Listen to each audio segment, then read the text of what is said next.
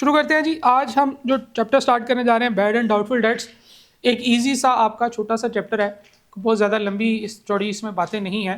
Practical calculations वगैरह इसमें कुछ शामिल होंगी, वो हम डिस्कस करेंगे और कोशिश करेंगे कि इसको हम एक कॉम्प्रिहेंसिव वे में अर्लीस्ट जो है वो उसको कंप्लीट करने की कोशिश करें। पहले तो ये चीज़ समझना ज़रूरी है कि डेट्स क्या होते हैं। डेट्स होते हैं रिसीवेबल्स, जिन लोगों से आपने पैसे लेने होते हैं, जिनको आपने सेल्स की होती हैं और अब आप चाहते हैं कि आपको उनसे जो है ना वो पैसे मिल जाएं। अच्छा, सेल्स जब आप करते हैं तो अकाउंटिंग एंट्री क्या करते हैं? डेटर्स अकाउंट डेबिट और sales account credit.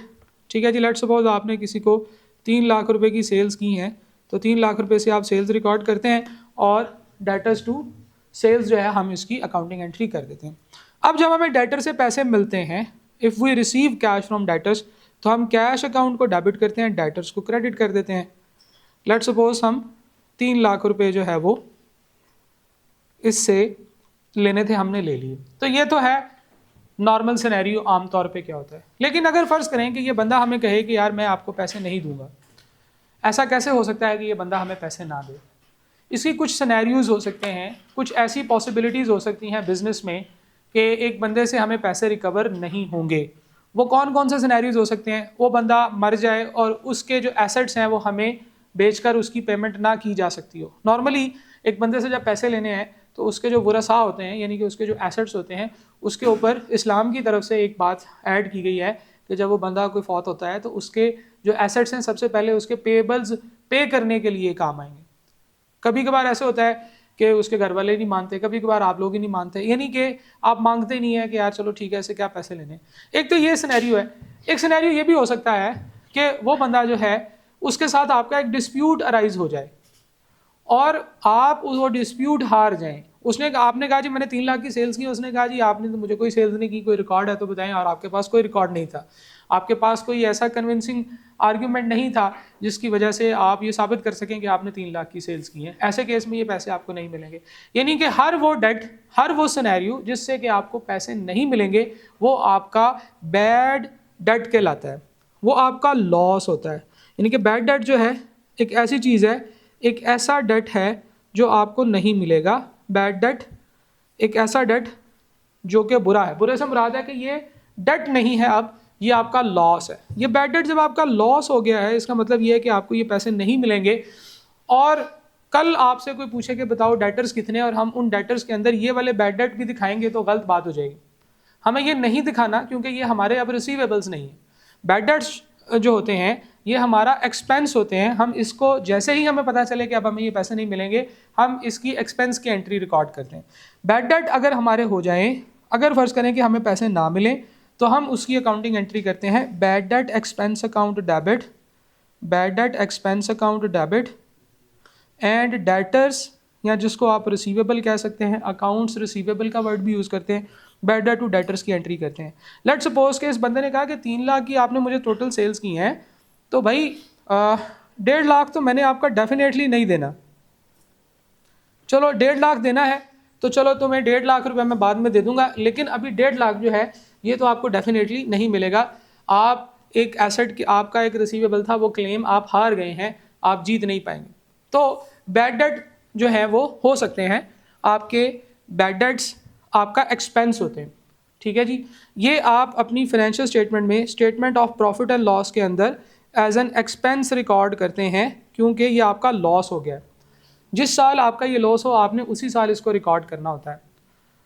Bad debts के बाद कुछ ऐसा सिनेरियो भी हो सकता है कि सिनेरियो इस तरह से अराइज हो गया है कि आपको लग रहा है कि अब ये पैसे नहीं मिलेंगे। इस तरह के डेट्स को हम डाउटफुल डेट्स कहते हैं। बैड डेट्स जो हैं वो अलग हो गए और डाउटफुल डेट्स हमारे अलग हो गए। डाउटफुल डेट्स ऐसे डेट्स होते हैं जो अभी डूबे नहीं हैं, जो कन्फर्म नहीं हुआ, हमें पक्का जवाब नहीं हुआ, लेकिन हमें लग रहा है कि इसमें से कुछ पैसे मिलेंगे, कुछ नहीं मिलेंगे। ठीक है जी। इसके ऊपर शायर का वो वाला गाना फिट होता है कि मैं डूब रहा हूँ, अभी डूबा तो नहीं हूँ। ठीक है जी। तो ये डाउटफुल डेट्स जो होते हैं ये भी डूब रहे हैं, ये भी आपको मिलेंगे नहीं, आपको लग रहा है देयर इज़ मोर प्रोबेबिलिटी कि ये आपका लॉस हो जाएगा।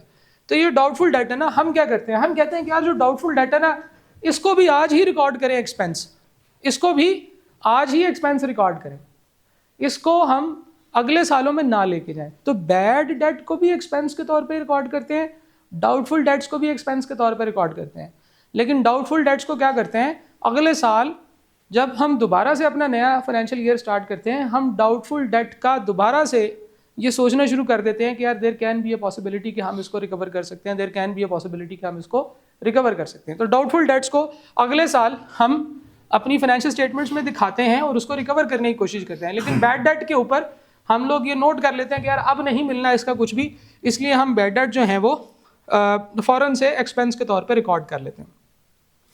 तो जनाब डाउटफुल डेट जो होते हैं उनको भी हम बैड डेट में ही क्लोज करते हैं, ठीक है, उनको भी हम बैड डेट में ही क्लोज करते हैं। तो डाउटफुल डेट की क्या अकाउंटिंग एंट्री होगी, डाउटफुल डेट के अंदर जो आपकी जो इसके लिए हम लोग जो एंट्री रिकॉर्ड करते हैं उसको हम कहते हैं कि हमने प्रोविज़न क्रिएट की है, हमने एक माइंडसेट बना लिया है कि ये लॉस होगा ही होगा। तो प्रोविज़न जो होती है वो एक अलाउंस है, प्रोविज़न जो होती है वो एक माइंडसेट है, एक पहले से तैयारी है कि लॉस हो जाएगा। तो जो डाउटफुल डेट्स हैं उनके लिए हम पहले से तैयारी करके रखेंगे। तैयारी क्या करनी है, हम उनको अभी से एक्सपेंस में रिकॉर्ड कर लेंगे, अलग से लिख लेंगे, निशान लगा लेंगे और अगले साल भी उसको रिकवर करने की कोशिश करेंगे। तो जो प्रोविज़न की अकाउंटिंग एंट्री होती है वो होती है जनाब बैड डेट अकाउंट डेबिट। आप देख रहे हैं इसको भी हम एक्सपेंस में रिकॉर्ड कर रहे हैं। क्यों कर रहे हैं, क्योंकि हम अपने तौर पर इसको हमने ओवरस्टेट करके नहीं बताना होता कि यार मेरे एसेट्स जो हैं वो ओवरस्टेट हमने नहीं करने होते। हमारा प्रूडेंस कॉन्सेप्ट हमें ये कहता है ना कि एसेट को ओवरस्टेट नहीं करना, एक्सपेंसेस को अंडरस्टेट नहीं करना। तो अगर हम एक हो रहा है मसला, एक प्रॉब्लम अराइज हो रही है जिससे हमें लग रहा है कि पैसे ज़ाया होने वाले हैं और हम उसका कोई काम ना करें, हम उसको कहीं रिकॉर्ड ना करें, तो ये गलती होगी, ये ज़्यादती होगी। हमें अपने एसेट्स को ओवरस्टेट नहीं करना। तो अगर हम वो बैड डेट का जो हमें लग रहा है कि एक्सपेंस होगा उसे रिकॉर्ड नहीं कर रहे अभी, तो फिर हम गलती कर रहे हैं। तो हमारा प्रूडेंस कॉन्सेप्ट हमें यहाँ पे आके भाई कहेगा कि यार इसकी भी एंट्री रिकॉर्ड करो। तो जो हमारी प्रोविजन की एंट्री होती है ना वो bad debt expense account debit और provision for bad debt account credit होती है। अच्छा, अब अगर आप provision for bad debt account को देखें तो इसमें हमने क्या किया है, हमने डेटर्स को क्रेडिट नहीं किया है, डेटर्स को क्रेडिट नहीं किया है, हमने हारा नहीं है केस, ठीक है, क्योंकि हारता वो है जो हार मान लेता है। प्रोविजन के केस में हम हार नहीं मान रहे। प्रोविजन के केस में हम कह रहे हैं कि यार जितनी प्रोविजन है वो हम लिख लेंगे, हम इसको लॉस के तौर पे ही ट्रीट कर रहे हैं, लेकिन इसको निशान लगा के रखेंगे और इसको फॉलो करते रहेंगे, इसको रिकवर करने की कोशिश करते रहेंगे। तो प्रोविजन फॉर बैड डेट जो होता है ये एक सेपरेट अकाउंट होता है। ये अकाउंट जब आप स्टेटमेंट ऑफ फाइनेंशियल पोजीशन बना रहे होते हैं तो उसमें जब आप एसेट्स लिखते हैं तो एसेट्स के अंदर जब आप नॉन करंट एसेट्स लिखते हैं, नॉन करंट एसेट्स में आप उसके बाद आप करंट एसेट्स लिखते हैं, करंट एसेट्स में आप लिखते हैं डेटर्स। तो जो भी आपकी ओरिजिनल डेटर्स की अमाउंट होती है, लेट सपोज 6 लाख, उसमें से आप माइनस करके उसकी प्रोविज़न लिखते हैं, प्रोविज़न लिखते हैं, प्रोविज़न का क्लोजिंग बैलेंस लेट सपोज 30,000 था तो उसमें से माइनस करके आप लिखेंगे नेट डेटर्स, नेट डेटर्स दिखाएंगे। तो प्रोविज़न जो होता है ये आपका इसका क्लोजिंग बैलेंस होता है और ये इसको क्रेडिट, इसका क्लोजिंग बैलेंस क्रेडिट होता है और ये आप डेटर्स में से माइनस करके दिखाते हैं। तो आपके पास जो अमाउंट आती है उसे हम नेट डेटर्स कहते हैं, ठीक है जी। तो प्रोविजन की कैलकुलेशन, उसकी वर्किंग वगैरह क्या होगी, अमाउंट्स क्या होंगी, इसके ऊपर अभी हम बात करते हैं।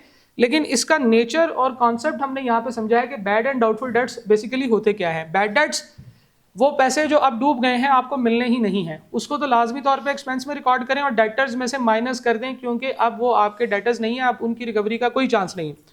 लेकिन जो डाउटफुल डेट्स होते हैं जिनके ऊपर थोड़ा थोड़ा चांस है कि अब ये डूबने की तरफ जा रहे हैं, उनको अभी से आप अपने एक्सपेंस में रिकॉर्ड कर लें, ठीक है। और दूसरी चीज़ क्या करें, दूसरा उसको हम एसेट्स में से माइनस नहीं करेंगे, उसको हम प्रोविजन में रख लेंगे, जो कि बेसिकली होना तो एसेट में से माइनस करके ही शो करना है, लेकिन अभी हम उसको अलग कर रहे हैं ताकि हम उनकी निशानी लगा सकें और हम ये अंदाज़ा लगाएं कि यार कितने हमारी प्रोविजन है और उनको कैसे रिकवर कर सकते हैं।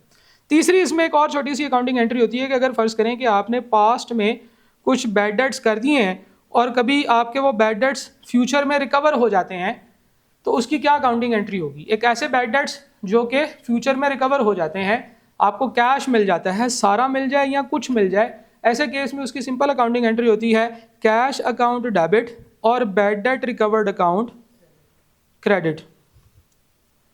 ये बैड डेट रिकवर्ड अकाउंट जो है ये आपका अदर इनकम होता है। लेट सपोज हमें 30,000 कहीं से मिल गए हैं, तो हमने इसको ना डेटर्स में लिखना है, ना ही इसको प्रोविजंस में कहीं पे लिखना है, ना ही बैड डेट के एक्सपेंस अकाउंट में लिखना है। इसकी सेपरेट इनकम अकाउंट बनता है बैड डेट रिकवर्ड अकाउंट के नाम से। ये हमारा अदर इनकम्स में आता है, क्योंकि ये वो इनकम है जो हमारे बिजनेस की वजह से नहीं मिली। उस बंदे को वैसे ही शर्म आ गई, उसने कहा यार उस वक्त तो मेरे पास पैसे नहीं थे, आज पैसे वापस ले लो और अपनी जो है वो कैलकुलेशंस कर लो, अपना जो है ना वो बिजनेस चला लो, मैंने तुम्हारे देने थे, उस वक्त मैं गरीब था, मेरे पास पैसे आ गए तो ये लो। तो वो जो बैड डेट रिकवर्ड है उसको हम अलग अकाउंटिंग एंट्री में लिखेंगे। तो 3 अकाउंटिंग एंट्रीज हैं इस चैप्टर में जो मैंने तीनों आपको बताई हैं। बैड डेट की एग्जांपल्स क्या क्या हो सकती हैं? कस्टमर फौत हो जाए, डिस्प्यूट हो जाए, डिसऑनेस्टी ऑफ कस्टमर, या बैंकरप्सी और इंसॉल्वेंसी। अच्छा, बैंकरप्सी क्या होती है? एक बिजनेस जो है वो काम करता है और उस बिजनेस के कुछ एसेट्स होते हैं, कुछ उसकी लाइबिलिटीज़ होती हैं। बिजनेस का पर्पज़ ये होता है कि वो प्रॉफिट कमाए, वो खर्चे करता है, प्रॉफिट आता नहीं है, तो आहिस्ता आहिस्ता उसको लॉस आना शुरू हो जाता है। जब वो लॉस खाना शुरू कर देता है तो आहिस्ता आहिस्ता उसके एसेट्स खाए जाते हैं। ठीक है, हर लॉस जो है वो बेसिकली उसके एसेट्स में कमी की सूरत में उसको इम्पैक्ट करता है। आहिस्ता आहिस्ता उसके एसेट्स कम हो जाते हैं, आहिस्ता आहिस्ता ख़त्म हो जाते हैं, अब वो ज़ीरो पे आ गया। अब उसके ऊपर बहुत सारी रिस्पॉन्सिबिलिटीज़ हैं, उसने बहुत सारे लोगों के पैसे देने हैं। अब उसके बिजनेस के एसेट्स को बेच कर भी आप जो है ना उसके पैसे पे नहीं कर सकते। बंदा नहीं फौत हुआ, ठीक है, लेकिन उसके पास जो है वो कोई एसेट्स नहीं है, ना उसके पास गाड़ी है, ना घर है, ना उसके पास खाने पीने की कोई चीज़ें, थोड़े बहुत उसके पास पैसे होंगे, कहीं नौकरी वो कर रहा होगा तो उसको थोड़े बहुत पैसे मिलते होंगे जिससे वो ज़िंदा रह सकता है। और आप जिन लोगों ने उससे पैसे लेने हैं वो रोज़ाना उसके घर पहुंच जाते हैं कि भाई पैसे दो। वो कहेगा जी मेरे तो सिर्फ 50,000 रुपया जो है वो तनख्वाह है, वो कहेगा नहीं 50,000 ही दो। तो ऐसे बंदे को जो हमारा गवर्नमेंट के लॉज हैं, जो अदालत है, वो एक सिक्योरिटी प्रोवाइड करती है। वो अदालत को जाकर रिक्वेस्ट करता है कि ये लोग रोज़ मेरे घर आ जाते हैं मुझसे पैसे मांगने के लिए, तो काइंडली मेरी ज़रा इनसे जान छुड़वाएं, क्योंकि मेरे पास तो पैसे नहीं है, अब मैं गुर्दा ही बेच सकता हूँ। ठीक है, गुर्दा बेच के भी कितने के पैसे आएंगे? खैर बहरहाल है 6 लाख आ जाएगा यार, ये कहाँ पे बेचा, ये तो ज़रा बताता हूँ। ठीक, तो बहरहाल गवर्नमेंट जो है, यानी कि जो हमारे ये जो कोर्ट्स होते हैं, ये कोर्ट उसका एक प्रॉपर इन्वेस्टिगेशन करते हैं, उसके नाम पे इशू होने वाले एसेट, बिल्डिंग, उसके घर वालों के नाम पे एसेट्स, बिल्डिंग, इस तरह की सारी चीज़ें चेक करते हैं।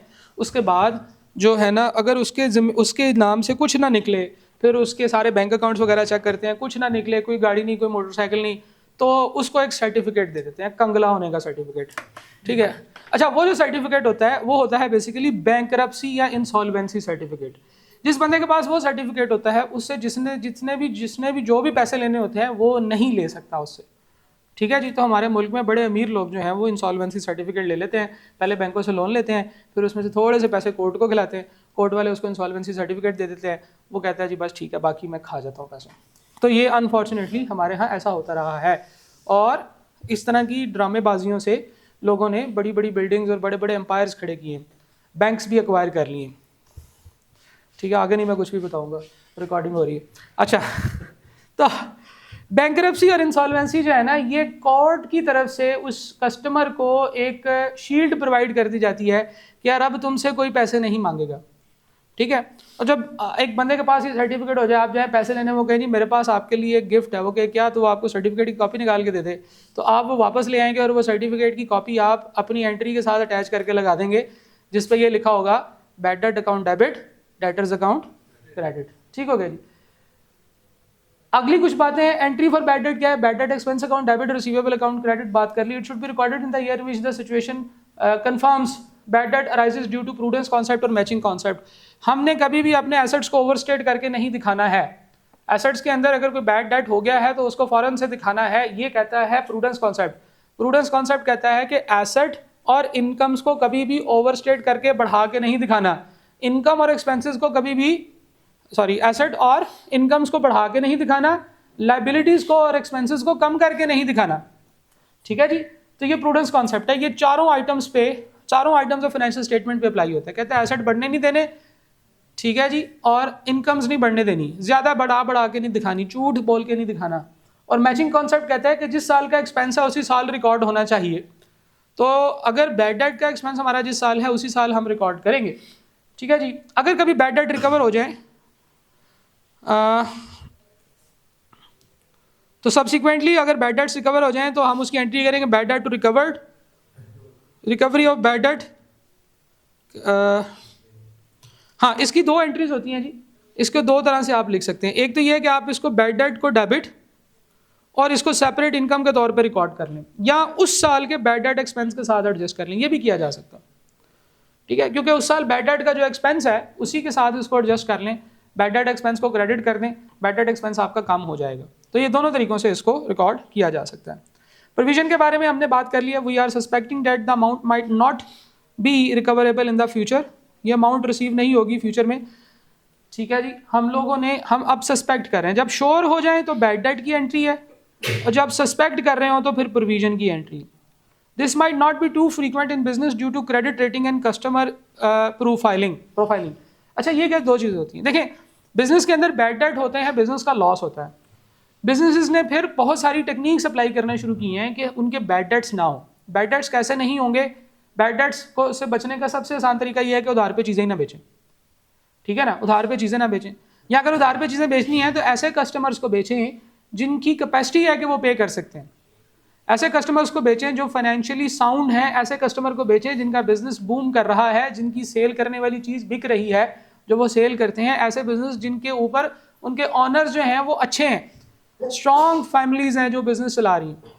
ऐसा बिजनेस जो एकदम से आ गया है, कभी आपको वो पैसे देता है कभी नहीं देता, आपको पता ही नहीं है उनका प्लेस ऑफ बिजनेस किधर है, ऐसे लोग जो हैं वो शेडी बिजनेसेस होते हैं। कस्टमर की प्रोफाइलिंग करें, कस्टमर की ये आइडेंटिफिकेशन करें कि वो कितना कैपेसिटी है उस कस्टमर की, इसे हम कस्टमर प्रोफाइलिंग कहते हैं। फिर एक क्रेडिट रेटिंग होती है जी, क्रेडिट रेटिंग जो है इस चीज़ पे डिपेंड करती है कि आप कस्टमर को कितना क्रेडिट दे सकते हैं। डिफरेंट क्रेडिट रेटिंग्स होती हैं, एक मुल्कों की भी क्रेडिट रेटिंग होती है। आपने देखा कभी पाकिस्तान की वो क्रेडिट रेटिंग कहता है C- हो गई, ठीक है, A++ से शुरू होती है तो C- सोचें किधर जाके आता होगा। तो क्रेडिट रेटिंग इसका मतलब यह है कि पाकिस्तान को जो लोन देने वाले जो लोग हैं वो अपने ध्यान से सोच के लोन दें कि भाई इधर से कोई पैसे पूसे वापस नहीं आने, ठीक है। तो क्रेडिट रेटिंग जो है वो कैसी है, बिजनेसेस के अंदर चाहे बहुत अच्छा, बहुत बड़ा, बहुत ज़्यादा फ्लरिश करने वाला, अरबों रुपए के एसेट्स रखने वाला बिजनेस भी जो होगा ना वो भी उधार पे ट्रांजैक्शंस करता है, क्योंकि उनकी कैश मैनेजमेंट होती है।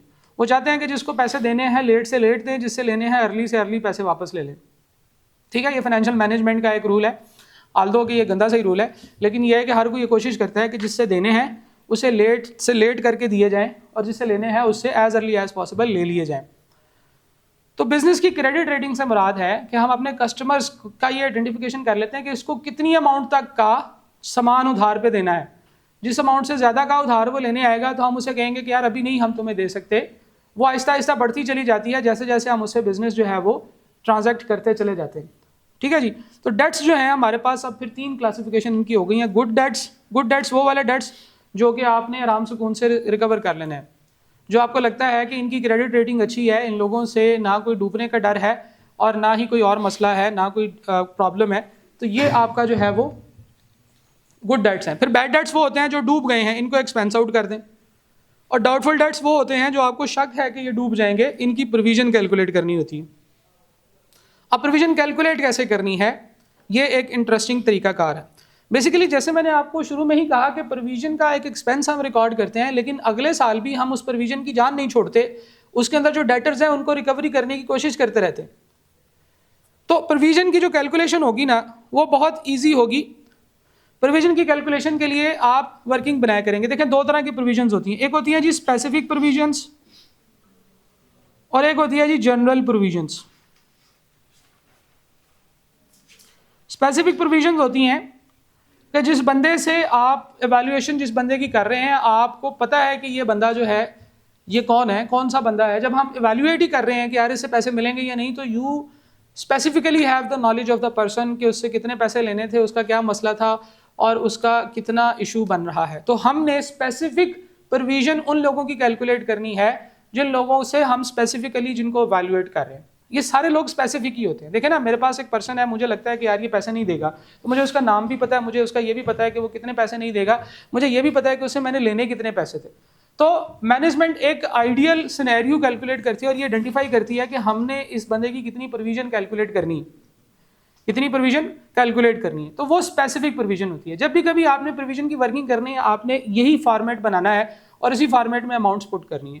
प्रोविजन के अंदर 2 हेडिंग्स होती हैं जी, स्पेसिफिक प्रोविजन और जनरल प्रोविजन, ठीक है जी। स्पेसिफिक सबसे पहले हम डेटर्स की अमाउंट लिखते हैं,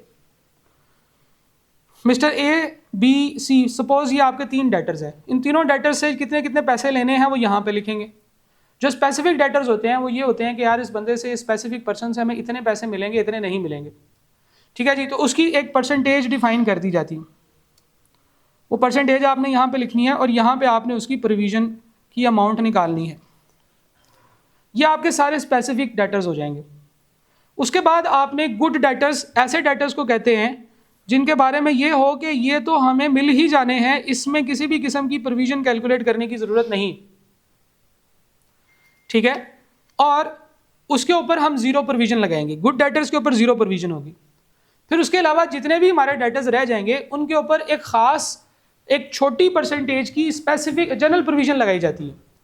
स्पेसिफिक वालों पे जिन पे शक था कि ये लोग हमें पैसे नहीं देंगे, उनके ऊपर तो हमने स्पेसिफिक प्रोविजन लगा दी, ठीक है। इनकी अमाउंट्स मैं अज्यूम करता हूँ। लेट्स सपोज मिस्टर ए से आपने 10,000 लेने थे, मिस्टर बी से आपने 20,000 लेने थे और मिस्टर सी से आपने 30,000 लेने थे।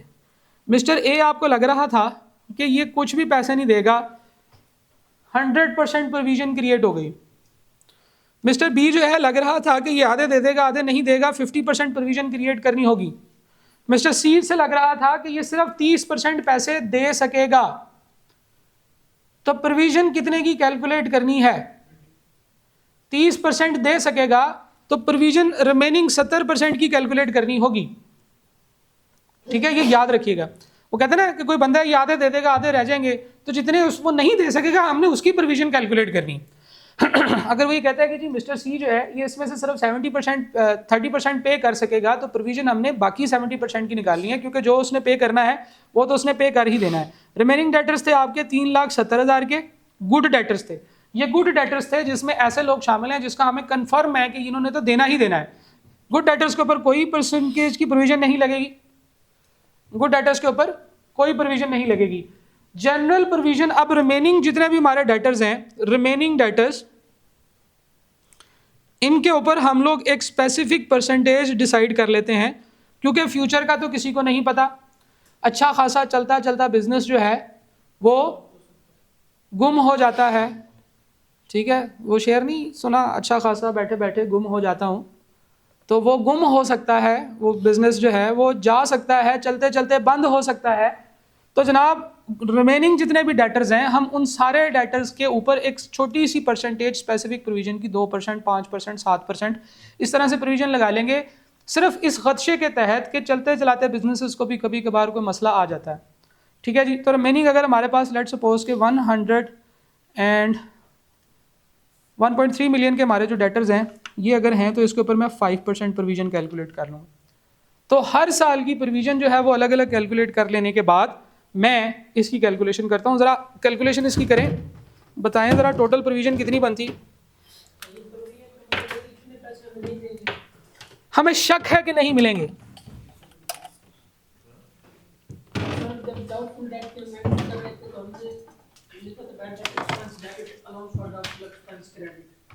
हाँ, वो प्रोविजन की ही एंट्री थी।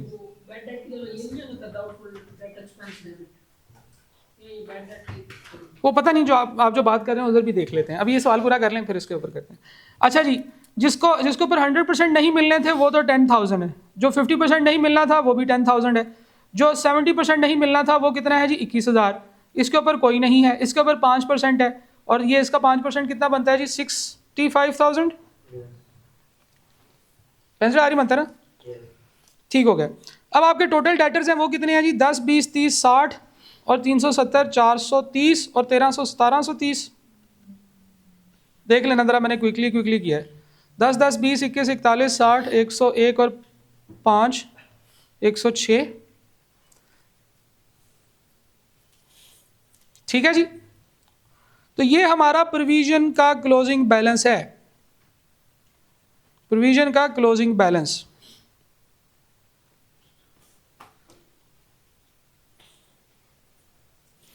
प्रोविजन की एंट्री करनी होती है ना हमने, वो किस अमाउंट की करनी है मैं वो बताने लगा हूं। ये वर्किंग करेंगे आप, पहले आप स्पेसिफिक डेटर्स, फिर आप गुड डेटर्स, फिर आप रिमेनिंग डेटर्स। गुड डेटर्स के ऊपर 0%, स्पेसिफिक डेटर्स के ऊपर जितना उसने कहा था कि वो नहीं दे सकेगा उतनी, और जनरल जो रिमेनिंग डेटर्स हैं उनके ऊपर आप रिमेनिंग प्रोविजन लगाएंगे जो उसकी जनरल प्रोविजन है, तो आपके पास प्रोविजन का क्लोजिंग बैलेंस आ जाएगा। इसमें से आपने माइनस करना है ओपनिंग बैलेंस ऑफ प्रोविजन, यानी कि जो पिछले साल की प्रोविजन थी वो कह लें या ओपनिंग बैलेंस ऑफ प्रोविजन कह लें। लेट सपोज इसका ओपनिंग बैलेंस ऑफ प्रोविजन है 90,000, तो आपके पास रिमेनिंग अमाउंट कितनी बन जाती है 16,000।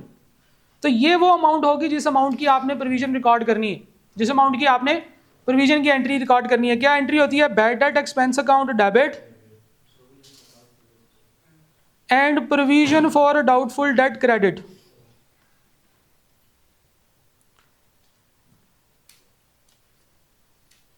कितनी अमाउंट बनेगी जनाब? 16,000।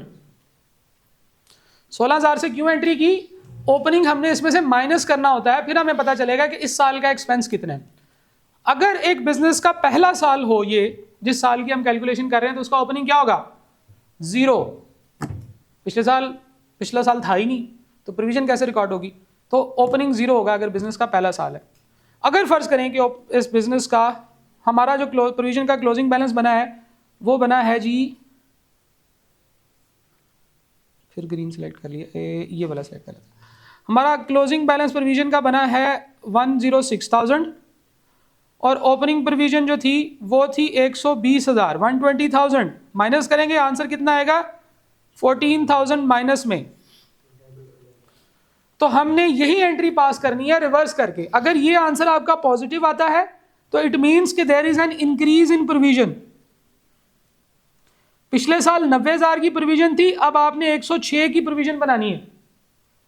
लेकिन अगर आपका आंसर नेगेटिव आ जाए, इसका मतलब है कि there is a decrease in provision. तो डिक्रीज इन प्रोविजन का क्या मतलब है जी? प्रोविजन रिड्यूस हो रही है। पिछले साल 120 थी ओपनिंग, क्लोजिंग जो है वो 106 है। पिछले साल ज्यादा प्रोविजन रिकॉर्ड की थी, इस साल कम प्रोविजन रिकॉर्ड की है, तो डिक्रीज इन प्रोविजन का मतलब है रिवर्सल। तो हम इसकी अकाउंटिंग एंट्री क्या करेंगे? हम इसकी अकाउंटिंग एंट्री करेंगे provision account debit and bad debt account credit by ₹14,000। ठीक है, तो हम लोग क्या कर रहे हैं? बेसिकली हम लोग डेटर्स का क्लोजिंग बैलेंस निकाल रहे हैं, प्रोविजन का क्लोजिंग बैलेंस निकालते हैं, ओपनिंग उसमें से माइनस करते हैं, तो जितनी अमाउंट आती है अगर वो पॉजिटिव होगी तो एंट्री ऐसे करेंगे, अगर वो नेगेटिव होगी तो एंट्री रिवर्स कर देंगे। अगर सीधी एंट्री है तो इसे हम कहते हैं इंक्रीज इन प्रोविजन, अगर उल्टी एंट्री है तो इसको हम कहते हैं डिक्रीज इन प्रोविजन। ठीक है, तो this is how we identify कि प्रोविजन की एंट्री कितनी होगी। इसके बाद ये टॉपिक जो है ये सारा खत्म हो जाता है। सिर्फ एक छोटी सी डिस्कशन है यहाँ पे, वो है जनाब एज एनालिसिस। हम लोगों ने बात की है कि स्पेसिफिक डेटर्स हमारे पास होते हैं, हम हर डेटर की एक ख़ास स्पेसिफिक परसेंटेज निकाल लेते हैं। ये ख़ास स्पेसिफिक परसेंटेज कैसे निकालते हैं? ये हमारे लॉयर्स जो हमारे पैनल पे होते हैं किसी भी बिजनेस के, या वो जो लोग जिन्होंने स्पेसिफिकली क्रेडिट रेटिंग के अंदर क्वालिफिकेशंस की हुई हैं, ये लोग बैठे होते हैं। ये लोग हर कस्टमर को एवेल्युएट करते हैं, कस्टमर की सारी फाइनेंशियल स्टेटमेंट्स को देखते हैं, कस्टमर की रिपोर्ट्स को देखते हैं, कस्टमर्स का बिजनेस आउटलुक देखते हैं। इन सारी चीज़ों को देखकर वो अंदाज़ा लगाते हैं कि इस बंदे से कितने पैसे मिलेंगे, कितने नहीं मिलेंगे। मिस्टर ए से कुछ सारे पैसे ज़ाया होने थे, हमने सारे के सारे ही लिख दिए। अगर फॉर एग्जांपल मिस्टर ए से हम लोग कहें कि यार ये 100% नहीं, ये 0% है, यानी कि इसका मतलब ये है कि ये सारे के सारे पैसे इससे मिल जाएंगे, तो फिर तो ये गुड डेटर हो जाएगा। क्या ख्याल है? सही है। तो ये याद रखिएगा कि जो हमारी कैलकुलेशंस होती हैं, हम लोग क्लोजिंग बैलेंस किस तरह से कैलकुलेट करते हैं। एक तो होता है कि डेट रिव्यू। डेट रिव्यू से क्या मुराद है? हम लोग हर इंडिविजुअल को अलग अलग देखते हैं, उसकी फाइनेंशियल स्टेटमेंट्स को देखते हैं और फिर उसके बाद उसकी स्पेसिफिक प्रोविजन बनाते हैं। इसको हम क्या कहते हैं जी? Debt review. डेट रिव्यू किया हर डेटर का और उसके बाद उसकी आइडेंटिफिकेशन की। Age analysis, age of each receivable is considered and then specific provision is created. जो जितना पुराना हो जाएगा उससे उतने ज़्यादा चांसेस हैं कि वो बैड हो जाएगा।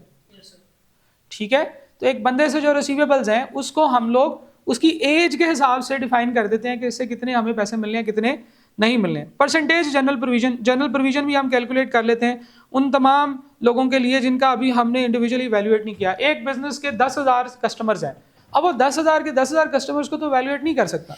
वो एक पॉलिसी बना देगा कि यार मैं किसी भी कस्टमर को फॉर एग्जांपल 1 लाख से ज़्यादा लोन नहीं दूंगा, 1000 से ज़्यादा सेल्स नहीं करूंगा उसको उधार पे, पुरानी चीज़ें देगा फिर नई चीज़ें दूंगा, पुरानी चीज़ें देगा तो फिर नए, पुरानी चीज़ों के पैसे देगा तो नई चीज़ें दूंगा, पुरानी चीज़ों के पैसे देगा तो नई चीज़ें दूंगा।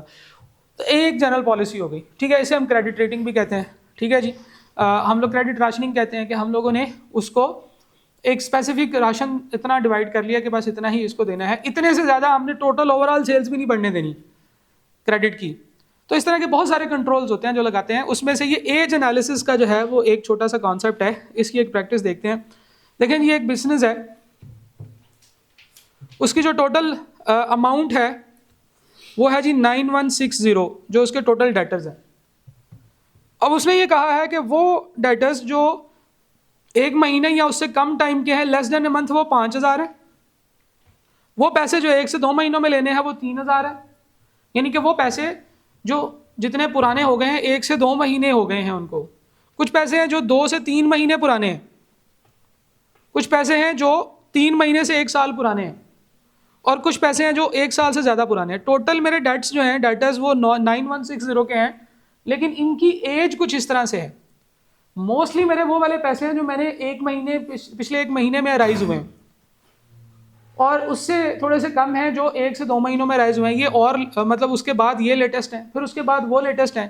तो इसका ही मतलब है कि देखो क्या कर रहा है कि वो जितने ज़्यादा पुराने एसेट्स हैं उनके ऊपर उतनी ज़्यादा प्रोविजन ले रहे हैं। तो एस्टिमेटेड परसेंटेज ऑफ प्रोविजन 20% है उनकी, जो 1 साल से भी ऊपर हो गया है। जिनको 1 साल हो गया और अभी तक उन्होंने पैसे नहीं दिए, उसके डूब जाने के चांसेस ज़्यादा हैं। और जो अभी हमारा 1 महीना भी नहीं हुआ, उसके ऊपर उसने 1% प्रोविजन ली है। तो इसे हम एज एनालिसिस कहते हैं।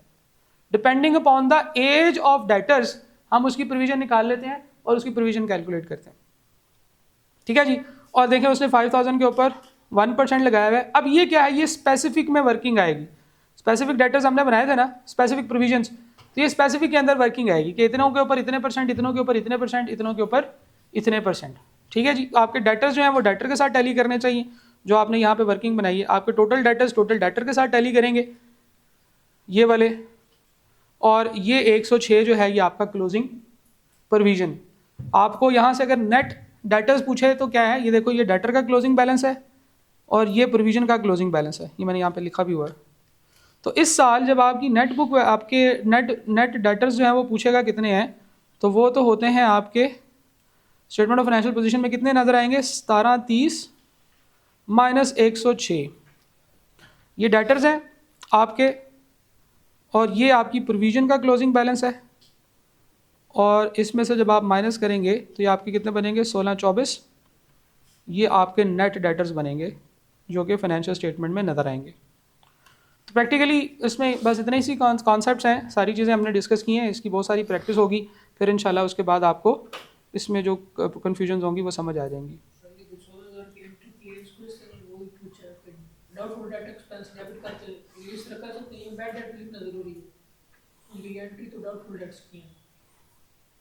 दोबारा पूछें सवाल। ये एंट्री किया ये 16000 वाली, bad debt expense debit provision for doubtful debt expense credit पे 16000, तो असल में ये एंट्री टू डाउटफुल डेट्स की है। तो इसलिए मैं पूछ रहा हूँ कि बैड डेट की जगह डाउटफुल डेट्स लिख सकते हैं, डाउटफुल डेट एक्सपेंस इधर ऊपर? जी सर नहीं, ये एंट्री टू डाउटफुल डेट, ये बैड डेट एक्सपेंस में गई है एंट्री। चलो डाउटफुल डेट एक्सपेंस अलग से लिखना चाहते हो अलग लिख लो, लेकिन बैड डेट में ही लोग इसको एडजस्ट कर देते हैं। डाउटफुल डेट एक्सपेंस अलग से बना दो, फिर आपके पास प्रॉफिट एंड लॉस में 2 लाइन आइटम्स आएंगी, bad debt expense, doubtful debt expense. अलग अलग भी लिख सकते हैं, लिख लें कोई बात नहीं, क्योंकि वो है, वो भी एक्सपेंस है, ये भी एक्सपेंस है, तो एक ही जगह पे एक्सपेंस को इकट्ठा किया हुआ है, ठीक है जी। प्रोविजन का टी अकाउंट बनाते हैं। अगर आप देखें प्रोविजन का आपका टी अकाउंट होगा, प्रोविजन आपका एक क्रेडिट अकाउंट होता है, इसका ओपनिंग बैलेंस क्रेडिट साइड पे आता है। इसका ओपनिंग बैलेंस कितना होगा, हमने यहाँ पे अज्यूम किया था कि प्रोविजन का ओपनिंग जो है वो 90,000 है, तो प्रोविजन का ओपनिंग बैलेंस 90,000 होगा। जब इसकी ये वाली अकाउंटिंग एंट्री पास करेंगे हम, तो प्रोविजन के अकाउंट को हमने क्रेडिट करना है बैड डेट एक्सपेंस अकाउंट से, कितने से, 16000 से। तो जब आप प्रोविजन का क्लोजिंग बैलेंस कैलकुलेट करेंगे तो वो कितना बनेगा जी, 106,000। वो एग्जैक्टली उतना ही बन जाएगा जितनी कि हमने वर्किंग से इसका क्लोजिंग बैलेंस निकाला है, ये वाला 1,06,000। तो प्रोविजन का क्लोजिंग बैलेंस ऑटोमेटिकली उसी अमाउंट के इक्वल आ जाता है जब हम ओपनिंग माइनस करके जो अमाउंट निकलती है उसकी क्लोजिंग अकाउंटिंग एंट्री करते हैं। प्रोविजन होते हैं तो पैसों का खर्चा बढ़ा कि ये नहीं मिलेंगे, हाँ, तो जब वो बढ़ेगा तो हम इस चीज़ को क्रेडिट करेंगे। हम एक्सपेंस को डेबिट करेंगे और प्रोविजन को क्रेडिट करेंगे। एक्सपेंस बढ़ गया ना, हमारा खर्चा बढ़ गया, तो एक्सपेंस डेबिट और प्रोविजन क्रेडिट।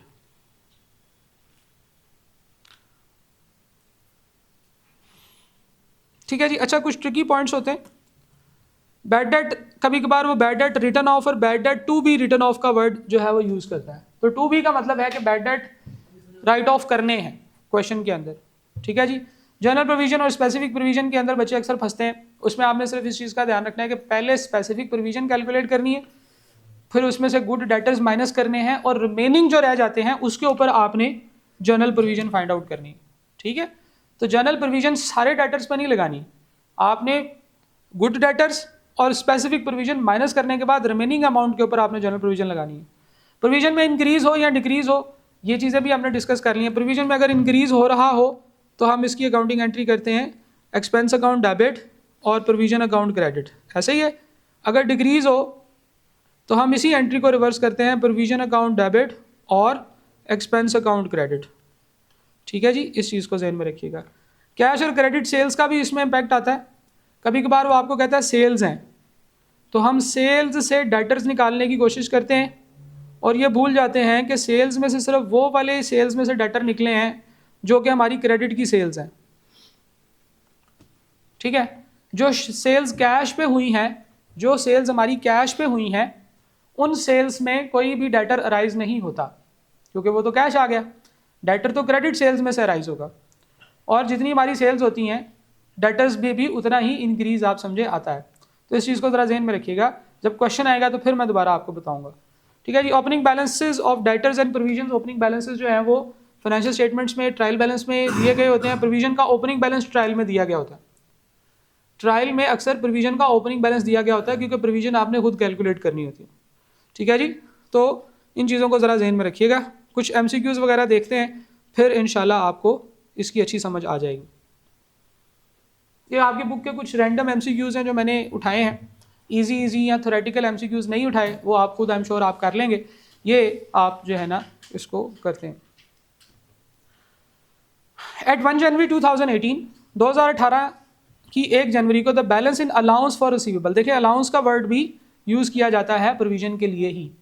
तो प्रोविजन का जो बैड डेट की प्रोविजन है, इसका ओपनिंग बैलेंस है 38,000। 1 जनवरी 2018 की बात कर रहा है वो। At the end of the year it is decided to write off ₹16,000। 16,000 मजीद राइट ऑफ करनी है। ये आपकी बैड डेट की एंट्री है, 16,000 की बैड डेट की एंट्री है। And adjust the allowance for receivable to ₹35,000। इसका ये मतलब है कि वो ये चाहते हैं कि क्लोजिंग बैलेंस जो अलाउंस रिसीवेबल का है वो 35,000 हो जाए। ओपनिंग और क्लोजिंग दिया हुआ है, आपने ओपनिंग 38,000 है, क्लोजिंग 35,000 करना है और 16,000 की आपने एंट्री बैड डेट की करनी है। What will be the charge for the bad and doubtful debt for the year. इस साल के लिए बैड एंड डाउटफुल डेट का चार्ज क्या है। आपसे एक्सपेंस पूछ रहा है। चार्ज से मुराद है कि प्रॉफिट एंड लॉस को क्या एक्सपेंस चार्ज करेंगे। ठीक है जी। बैड एंड डाउटफुल डेट के केस में, बैड डेट के केस में तो 16,000 चार्ज होगा प्रॉफिट एंड लॉस में। बैड डेट का 16,000 का राइट ऑफ होगा, 16,000। डाउटफुल डेट के केस में क्या रिकॉर्ड होना है। डाउटफुल डेट के केस में आपको पता है कि हमने अकाउंटिंग एंट्री करनी होती है। कैसे? हम क्लोजिंग बैलेंस लिखते हैं। क्लोजिंग बैलेंस हमारा उस वर्किंग से निकलता है। क्लोजिंग बैलेंस कितना है जी? 35,000। ठीक है। ओपनिंग इन्होंने बताया हुआ था 38,000। ओपनिंग आपने क्लोजिंग में से माइनस करना होता है। रिमेनिंग जो अमाउंट बचेगी 3,000, इसकी आपने एंट्री करनी है। 3,000 माइनस का बचा है, क्या एंट्री होगी? ठीक है, प्रोविजन डेबिट और बैड डेट एक्सपेंस क्रेडिट 3,000 से। ठीक है। अब बैड डेट एक्सपेंस क्रेडिट हो रहा है, इसका मतलब है कि बैड डेट एक्सपेंस में कमी आ रही, तो इसका मतलब है कि दूसरा इसमें जो है वो 3,000 माइनस होगा, यानी कि टोटल 13,000 रुपया आपका जो है वो प्रॉफिट एंड लॉस को चार्ज होगा। उसने प्रोविजन का क्लोजिंग बैलेंस सीधा सीधा दे दिया 35,000। अगर ना दिया होता तो हम वो टेबल बनाते, स्पेसिफिक प्रोविजंस, गुड डेटर्स और जनरल डेटर्स, और फिर उसके ऊपर जनरल प्रोविजन कैलकुलेट करके उसमें से माइनस करके हम क्लोजिंग बैलेंस निकालते। तो उसने सीधा क्लोजिंग बैलेंस हमें दे दिया हुआ है 35,000, ओपनिंग भी दिया हुआ है 38,000। इन दोनों का डिफरेंस है 3,000 माइनस का। 3000 जब ये इन दोनों का डिफरेंस माइनस में आएगा, इसका मतलब है there is a decrease in provision. Decrease in provision से प्रॉफिट बढ़ता है, ठीक है। 16,000 का एक्सपेंस रिकॉर्ड किया है, 3,000 की इनकम है, तो टोटल बेसिकली 13,000 का एक्सपेंस जो है वो आपकी फाइनेंशियल स्टेटमेंट में रिकॉर्ड होगा। क्या ख्याल है? सर ये 13,000 सेलिंग एक्सपेंस में जाएंगे? ये आप, क्योंकि ये आपके डेटर्स हैं तो डेटर सेलिंग एक्सपेंस में जाता है। बैड डेट के पीएनएल में जाते हैं और डाउटफुल डेट प्रोविजन ये एसएफपी में जाती है। हाँ, प्रोविजन जो है वो एसेट में से माइनस होकर नेट डेटर्स के तौर पे लिखी जाती है। ये एसएफपी में जाएगी। हाँ, ऐसे ही।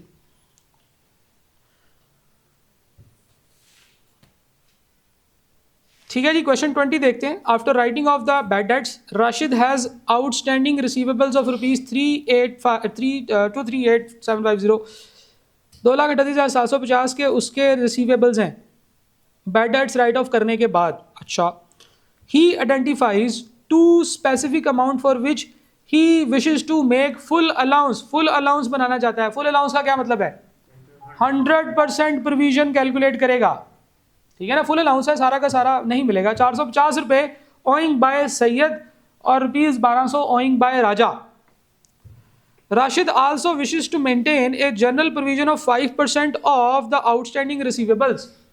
What amount is shown on Rashid statement of financial position in respect of receivables. अब देखें वही जो बात कि ये एसओएफपी का जो आप पूछ रहे थे, स्टेटमेंट ऑफ फाइनेंशियल पोजीशन, इसमें बताएं क्या शो होगा। अब जरा देखिएगा,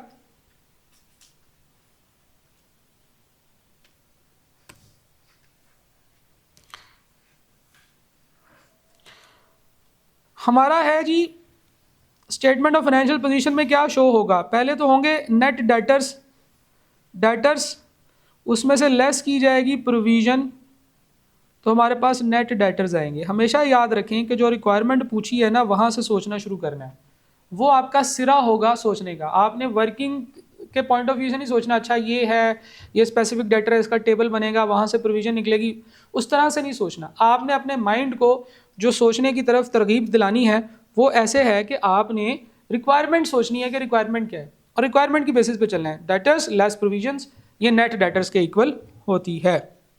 अच्छा जी, डेटर्स कहाँ से आएंगे? डेटर्स उसने बताए हैं कि बैड डेट माइनस करने के बाद आपके बचते हैं 2,38,750 के। अब प्रोविजन कहाँ से आएगी? अब आप सोचना शुरू करें कि प्रोविजन कैलकुलेट कैसे होगी। प्रोविजन की कैलकुलेशन के लिए एक टेबल है जिसमें हम लोग सबसे पहले जो है ना वो प्रोविजन लिखते हैं, स्पेसिफिक प्रोविजंस, और उसके बाद उसकी परसेंटेज लिखते हैं, फिर अमाउंट लिखते हैं, प्रोविजन लिखते हैं। तो कौन कौन सी हैं जी? टोटल आपके जो है ना 450 एंड 1200, राजा और सैयद 450 और 1200, इन दोनों के ऊपर 100% प्रोविजन कैलकुलेट करनी है। तो 450 की प्रोविजन इधर हो गई, 1200 की प्रोविजन ये हो गई। रिमेनिंग डेटर्स कितने हैं? रिमेनिंग डेटर्स के ऊपर आपने 5% प्रोविजन कैलकुलेट करनी है। 5% कहा था ना। अब रिमेनिंग डेटर्स कितने हैं वो आपको कहाँ से पता चलेगा? आपको पता है कि आपके टोटल डेटर्स 2,38,750 रुपए के हैं। तो रिमेनिंग डेटर्स कितने हैं? 238 में से 450 और 1200 माइनस करें, 237,100। इसके ऊपर 5% की प्रोविजन लगाएं, कितना बनेगा? कितने हज़ार? 855। तो आपकी प्रोविजन का जो क्लोजिंग बैलेंस है वो कितना आया?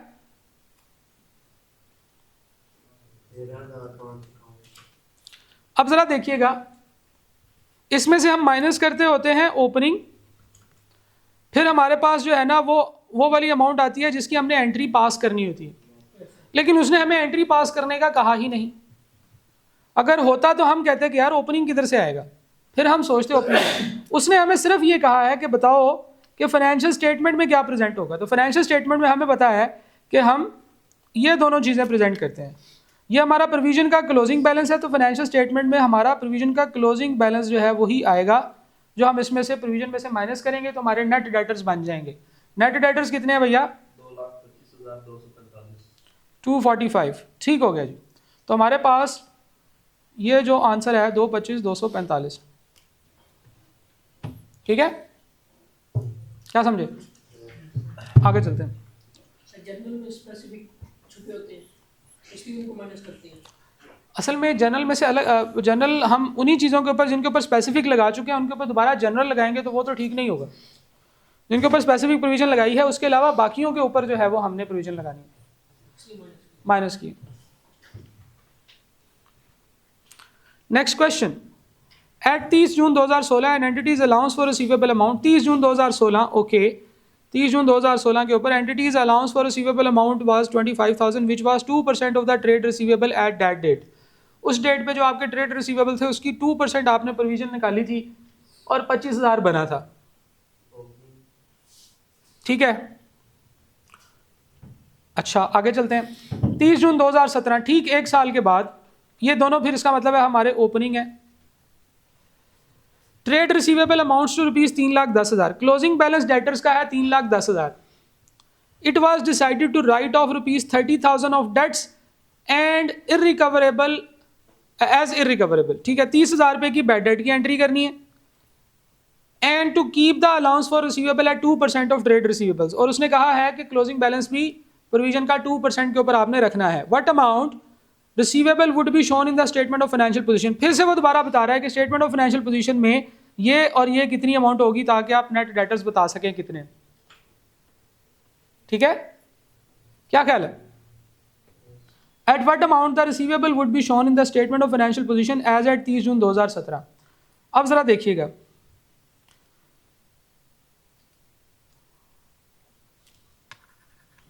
हम लोग कैसे शुरू करेंगे, हम वैसे ही शुरू करेंगे कि स्टेटमेंट ऑफ फाइनेंशियल पोजीशन में हम लोग डेटर्स को कैसे दिखाएंगे और हमारी इसमें से लेस करेंगे हम प्रोविजन, तो हमारे पास नेट डेटर्स आ जाएंगे, ठीक है। अच्छा जी, डेटर्स हमारे पास कितने हैं, उसने हमें ये कहा है कि at 30 June 2017 trade receivables amounting to rupees 3,10,000, 3,10,000 थे कि हमारे डेटर्स हैं। It was decided to write off 30,000 debts as irrecoverable, तो बैड डेट की एंट्री तो इसमें से करें, बैड डेट तो इसमें से माइनस करें। 3,10,000 जब हम बैड डेट की एंट्री इसमें करेंगे, bad debt account debit debtors account credit, तो 3,10,000 पे कम होके 2,80,000 रह जाएंगे, ठीक है जी। तो जब हम पहली इसकी अकाउंटिंग एंट्री करेंगे, बैड डेट अकाउंट डेबिट और डेटर्स अकाउंट क्रेडिट 30,000 से, तो हमारे डेटर्स जो हैं वो 3,10,000 से कम होके कितने रह जाएंगे, 2,80,000। तो हमारे डेटर्स तो हैं 2,80,000, ठीक है, 2,80,000 के हमारे डेटर्स हैं। अब allowance for receivable at 2% of trade receivable, allowance for receivable 2% पे लगाना है। हम बिल्कुल उसी तरह से वर्किंग शुरू करेंगे। हमारे पास डिस्क्रिप्शन होगी कि कौन कौन से लोग हैं, अमाउंट लिखेंगे हम परसेंटेज लिखेंगे और प्रोविज़न लिखेंगे। कोई डिस्क्रिप्शन में कोई स्पेसिफिक कोई गुड किसी के बारे में कुछ नहीं बताया, तो सारी ही हमारे जनरल डेटर्स हैं। जनरल डेटर्स हमारे पास 2,80,000 के हैं, 2% की इसके ऊपर प्रोविज़न निकालेंगे जो कि बनती है 5, 6 और 2 0, ठीक है जी। और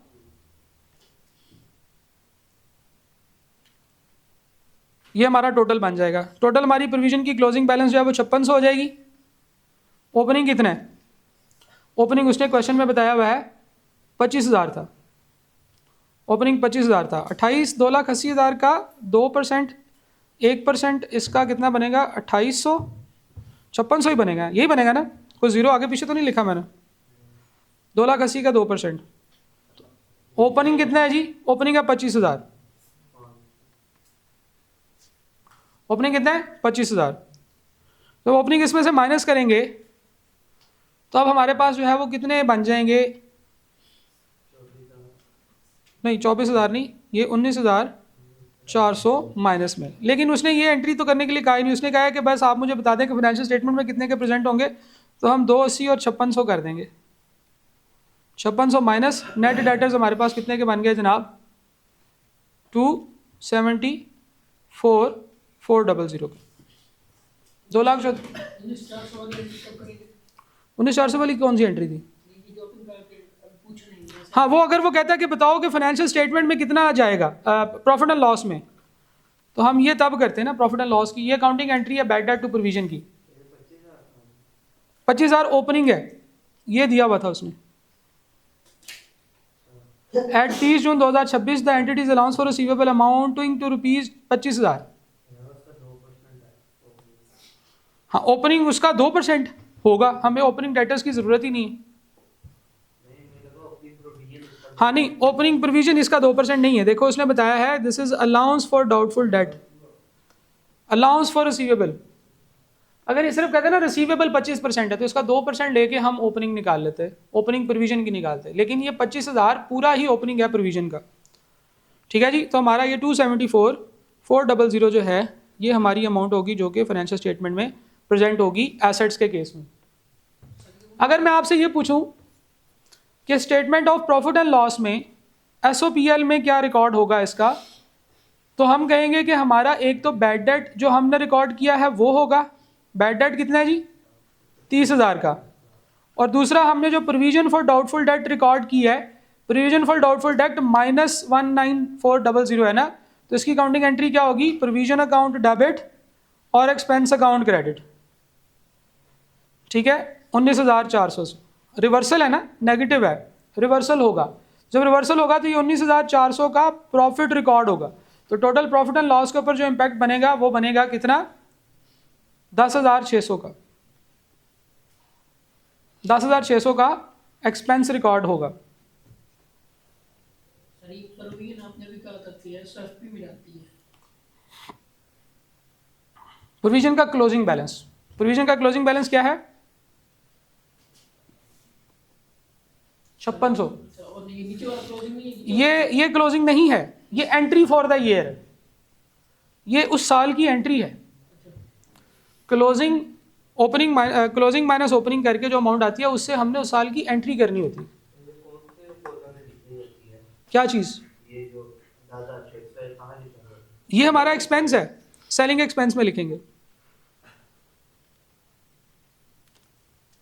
ठीक है,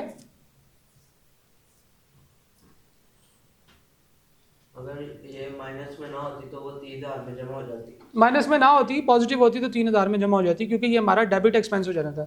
बैड डेट भी डेबिट है, प्रोविजन क्रेडिट हो रही है, तो जितनी अमाउंट है वो क्रेडिट हो रही है।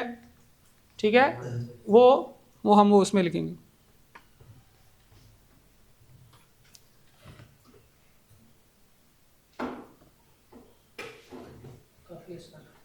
काफ़ी ये काफ़ी तो है, लेकिन फिर हम अपना टारगेट पूरा नहीं कर सकेंगे। रिविजन्स तो फिर इसी तरह से होती है। यही अगर मैं जैसे फिजिकल क्लास में, मेरा ख्याल है मैंने ये सारे कॉन्सेप्ट्स एक हफ्ते में या सवा हफ्ते में करवाए थे, तकरीबन 1.5 हफ्ता तकरीबन इस पर लग गया था, क्योंकि वो आपने फर्स्ट टाइम पढ़ना होता है। यहाँ पे मेरी असेसमेंट ये होती है कि आप लोगों ने पढ़ा हुआ है तो बेसिक चीज़ें आपको आती हैं और हम लोग वहाँ से आगे आपको एलिवेट करें। अब मैं दोबारा आपको एक एक करके छोटी छोटी एंट्री कराऊंगा तो एक तो टाइम भी ज़्यादा लगेगा, आपका टाइम भी ज़्यादा वेस्ट होगा और उसका इतना बेनिफिट भी नहीं होगा, क्योंकि ऑलरेडी आप लोग 40-30 इतने मार्क्स जो हैं वो आपने गेन किए हुए थे। तो ये जो सेशंस हैं इनका पर्पज़ ये है कि ऐसे लोगों को पढ़ाया जाए जिन्होंने ऑलरेडी इसको पढ़ा हुआ है। ठीक है, तो इसलिए इसका मॉड डिफरेंट होता है। पूरा चैप्टर मैंने आपको करा दिया, फिर हम उसकी प्रैक्टिस करें, कल यहाँ से ऑनवर्ड कर लेंगे, कोई मसला नहीं है। ठीक है, लेकिन ये क्वेश्चन ये प्रैक्टिस आपने करके आनी है। ठीक है जी, ये स्लाइड चलो जितनी बनी है ये मैं सेंड कर दूंगा। ठीक है, दोनों मैं रोज़ाना जितनी बनी होगी उतनी सेंड कर दिया करूँगा। कोर्स में मैं तब अपलोड कर दिया करूँगा जब सारी कंप्लीट हो जाएंगी। ठीक है जी, चलें जी, that concludes the lecture for today. Provision की हम लोगों ने डिस्कशन किया। हाँ, ये वाला लिखने वाला तो ग्रुप के अंदर जो है वो मैं ग्रुप में भी मैसेज कर दूंगा, और जो ग्रुप की डिस्क्रिप्शन में वो लगा हुआ है आपका फोल्डर का लिंक लगा हुआ है, उस फोल्डर में भी ये फाइल अपलोड हो जाएगी। ठीक है जी, चलें जी, थैंक यू।